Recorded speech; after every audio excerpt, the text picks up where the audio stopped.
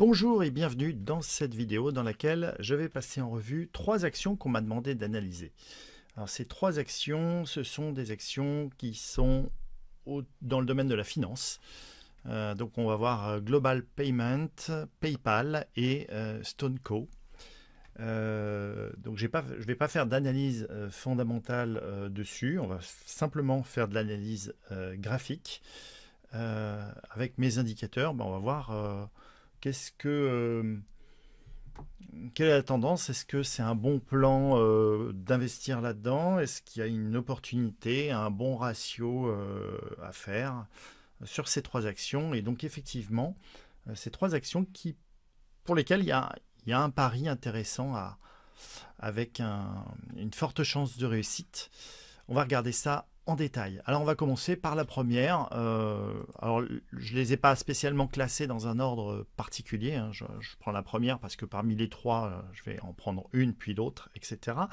Alors déjà sur le graphique hebdomadaire, on voit qu'on est en tendance baissière, mais on voit que les tarifs, les prix ont cassé ici les derniers plus hauts. On voit qu'on est passé d'une tendance baissière à une tendance haussière. Donc là, c'est intéressant puisque on passe en tendance haussière depuis cette semaine sur l'horizon hebdomadaire.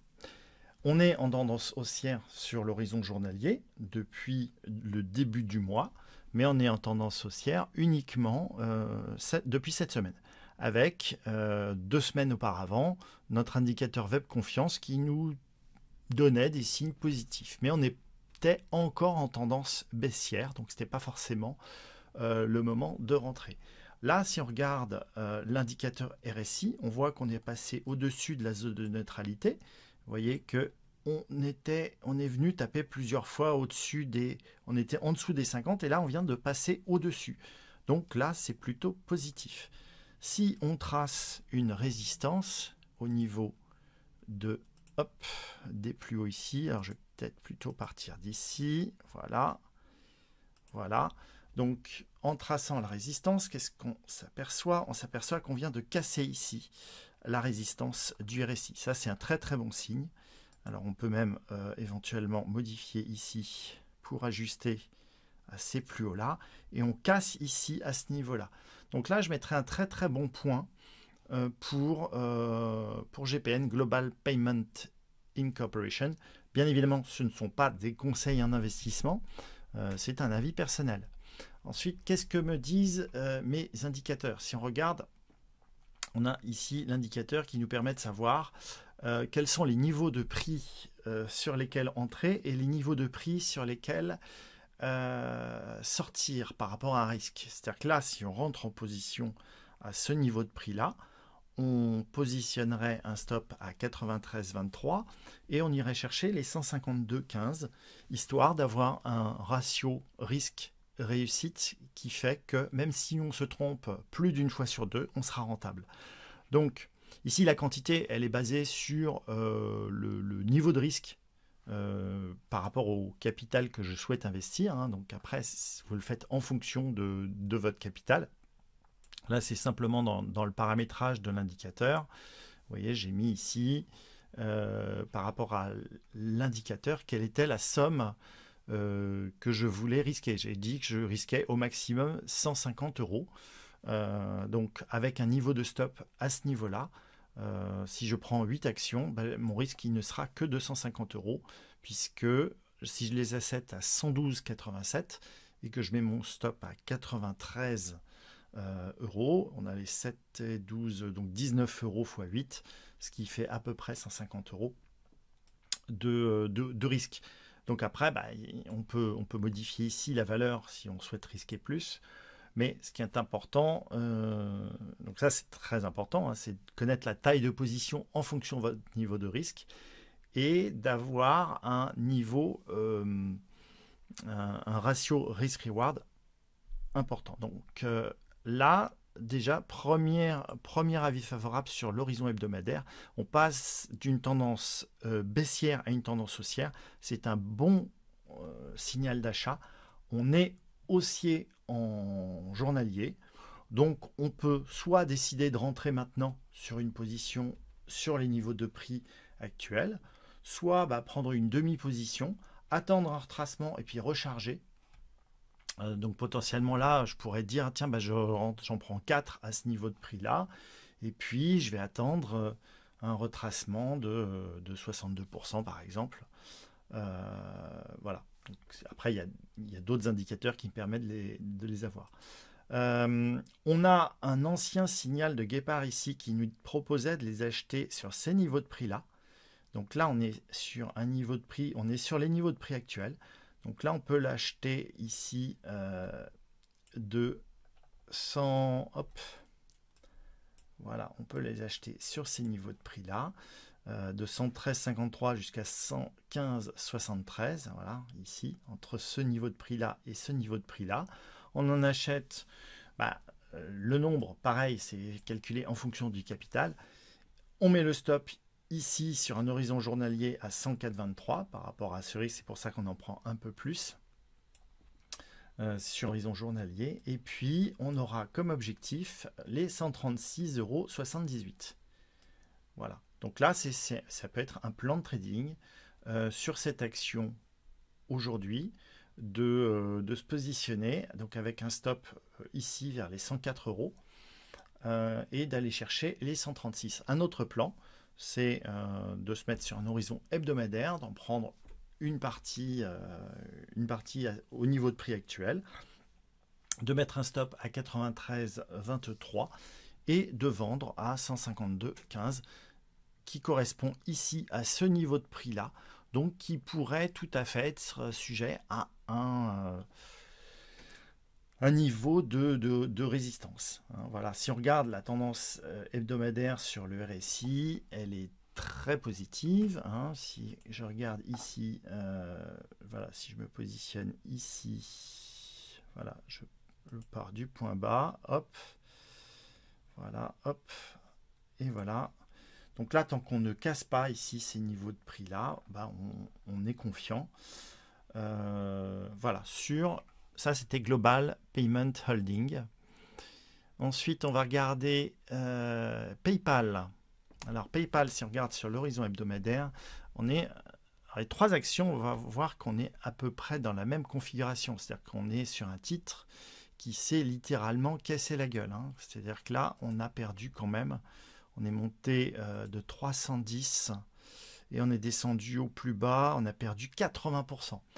Donc sur une boîte comme PayPal, qui est une boîte qui a des raisons de durer, c'est suivant le principe de Warren Buffett, les choses que vous utilisez, achetez-les. Et donc PayPal, moi je l'utilise beaucoup, c'est un moyen de paiement qui, je pense, va durer. Donc on est encore en tendance baissière, en hebdomadaire, on est en tendance haussière. Sur l'horizon journalier, on est en tendance haussière.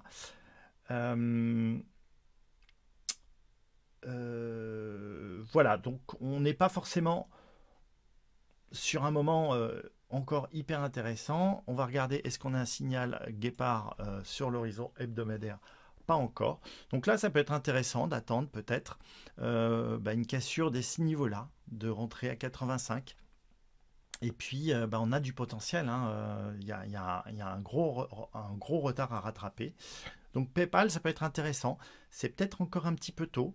On peut commencer à se positionner en mettant ici, on trace un support sur le RSI. Voilà, hop, si j'arrive, voilà. Alors, si j'arrive, hop, voilà.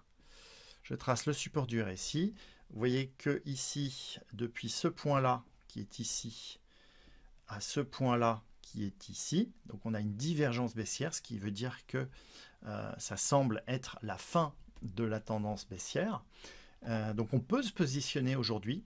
Ça paraît tout à fait raisonnable de commencer à se positionner légèrement sur PayPal. Si je trace ici la résistance, en me basant sur le RSI toujours, on voit qu'on est vraiment à 2 doigts de péter.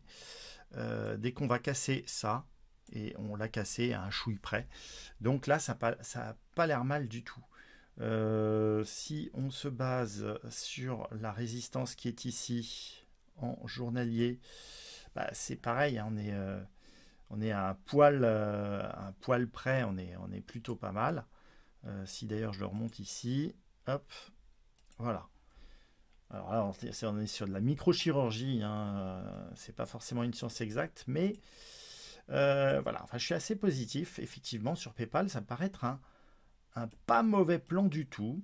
Si on regarde, si on voulait faire un plan de trading sur le fait qu'on est passé de négatif à positif, bah, on pouvait rentrer ici à ce niveau de prix là. Le 23 juin, on avait déjà des signaux. Et donc si j'allume le signal, voilà, on avait les niveaux d'entrée avec l'objectif qui peut être les 80-85 pour un risque de 62. Donc là, pour moi, je ne rentrerai pas forcément maintenant. J'attendrai soit un retracement et puis de rentrer à 68-57 pour aller chercher les 80. Je ne rentrerai pas sur les niveaux de prix actuels. J'attendrai un petit retracement. Et puis, voilà. On peut peut-être attendre. Vous voyez, si on trace ici, si je trace une résistance ici, voilà, on vient de la casser. Donc ça peut être intéressant. On voit qu'il y a quand même une augmentation des volumes et en même temps, bah, l'augmentation des volumes, elle est logique, hein, puisque on a moins de volume quand ça coûte 300 que quand ça coûte 60. Quand ça coûte 5 fois moins cher, on a tendance à avoir plus de volume, puisque ça peut être la masse monétaire échangée peut-être la même, mais on aura forcément de plus en plus de quantité. En tout cas, voilà, on n'a pas des volumes de fou furieux. Hein. Si on regarde en journalier, est-ce qu'on a une augmentation sérieuse des volumes? Oui, alors ça s'active un petit peu. En même temps, on est au mois de juillet, donc du calme. Voilà, ça, depuis octobre 2021, vous voyez que les volumes ils augmentent, mais ça s'est cassé la gueule. Voilà, ça s'est cassé la gueule là. Voilà, donc PayPal, pourquoi pas? Je dirais patience. J'aurais une préférence pour l'instant à rentrer sur Global Payment. Entre PayPal et Global Payment, je choisirais plutôt sur un point de vue d'analyse technique Global Payment. Et puis on va regarder la dernière, c'est voilà, on va regarder StoneCo. Voilà, donc je sélectionne StoneCo. Voilà, on va regarder. Dès qu'il nous l'affiche, hop, StoneCo, donc il m'affiche mes indicateurs. Oui, alors comme je l'ai, j'ai ratatiné le graphique, du coup c'est un petit peu long. Donc StoneCo, c'est intéressant puisqu'on a un indicateur guépard et filet qui nous est donné. Alors je vais enlever celui-là. Voilà, le signal là, je vais l'enlever.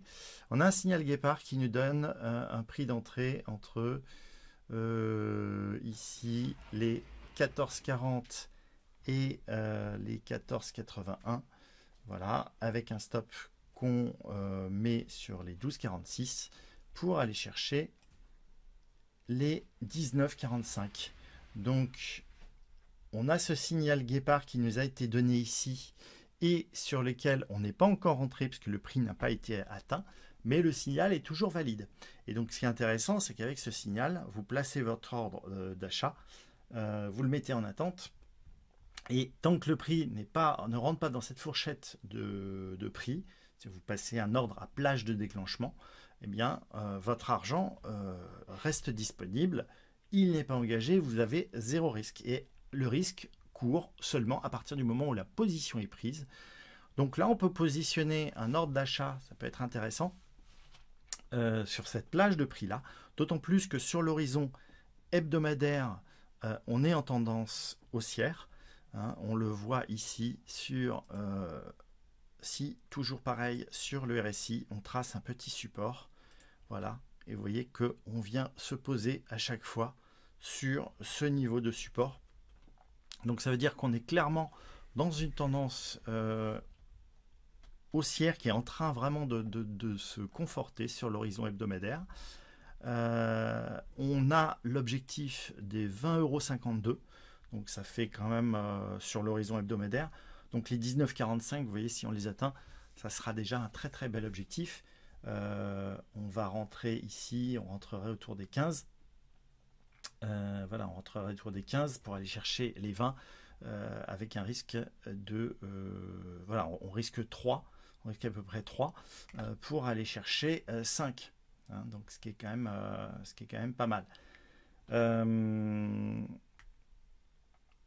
Voilà, donc voilà ce que je voulais vous dire sur ces trois sociétés. Donc ma préférence parmi les trois sociétés, ça serait en premier StoneCo avec donc un prix d'entrée sur les cours actuels. Ça peut être intéressant, on met un stop à 8,22 et on va aller chercher les 20,50 € ou éventuellement les 19,45 qui risquent d'être un niveau de résistance. Voilà, si on regarde un peu sur l'historique, est-ce qu'on va retrouver ces 19 €? Ouais, alors les résistances, voilà, on pourra facilement, certainement, aller chercher beaucoup plus haut. Hein, là, on est à 15, donc on rentrera à 15 et on a des objectifs à 56. Donc, ouais, il y a un potentiel vraiment, vraiment intéressant. On voit qu'il y a des volumes qui augmentent ici. Il y a de l'accumulation. On est au mois de juillet, donc c'est pas forcément là que ça va tout péter, mais ça peut être intéressant pourquoi pas, d'en acheter un petit peu régulièrement en DCA. Le DCA, c'est le Dollar Cost Average, ça veut dire que vous achetez un petit peu chaque mois ou chaque semaine ou chaque 15 jours, enfin de manière régulière, vous achetez une action dans laquelle vous avez confiance. Dans laquelle vous voyez du potentiel. Vous le faites en mettant un risque qui est fonction de votre capital. Donc, et vous adaptez la quantité à votre risque. Donc là, par exemple, ici, si on les achète à 12,32 € ou admettons à 12 € et qu'on met le stop à 8 €, ça veut dire qu'on risque 4 € par action. Donc si votre risque, si vous souhaitez risquer 100 €, eh bien, vous allez acheter 25 actions et votre risque ne sera que de 100 €. Si votre risque, vous êtes capable d'accepter 400 € de risque, eh bien, vous pouvez acheter une centaine d'actions. Voilà, et vous avez cet objectif qui est intéressant puisque ici, on risque 4 pour aller chercher 8. Donc, quand bien même j'aurais tort plus d'une fois sur deux, je serai rentable. Voilà, j'espère que cette vidéo vous a plu. Dites-le moi en commentaire si vous avez d'autres actions que vous souhaitez que j'analyse. Et puis n'hésitez pas à vous abonner à ma chaîne et je vous dis à très bientôt pour une prochaine vidéo. Ciao, ciao!